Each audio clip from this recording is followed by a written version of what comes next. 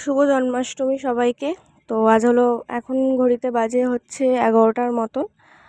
আর জন্মাষ্টমী বলে কথা, তো এই জন্য আমি আমার গোপালদেরকে সকাল সকাল চান টান করিয়ে যে যা নতুন নতুন জামা কাপড় পরিয়ে সবাইকে বসিয়ে দিয়েছি।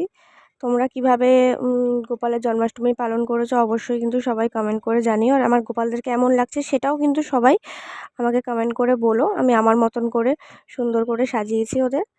আর তারপরেই চলে গেছি রান্নার দিকে। রান্নাটা অবশ্য আমি করিনি, মাই করেছে। এই কাটাকুটিগুলো চলছে এখন, ওই সবজি টবজি নিরামিষ সবজি কাটাকুটি চলছে। তারপরে হচ্ছে 5 রকম ভাজা, কাঁকরোল ভাজা, পটল ভাজা, বেগুন ভাজা, কুমড়ো ভাজা, 5 রকমের ভাজা, একে একে আলু ভাজা, তারপরে বেগুন ভাজা, এগুলো সব মা পরপর পরপর করে সব ভেজে নিয়েছে। ভেজে টেজে নিয়ে তোমরা কীরকম গপুদেরকে জন্মদিনে কী কী দিয়েছো খেতে অবশ্যই কিন্তু আমাকে জানিও কমেন্ট করে।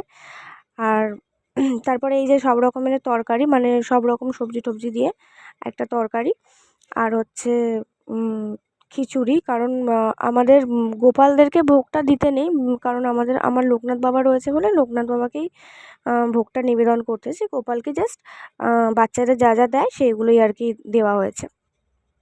তো এই যে দেখো তরকারিটা বসিয়ে দিয়েছে, খিচুড়ি অলরেডি ফুটেও গেছে।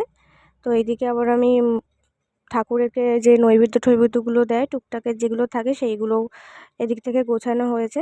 তারপরে যেসব ভোগ টোগ হয়ে সুন্দর করে সাজিয়ে কেমন হয়েছে সবাই কিন্তু জানিও কমেন্ট করে। আর তোমরা কে কীভাবে জন্মাষ্টমী পালন করেছো সেটাও বলো।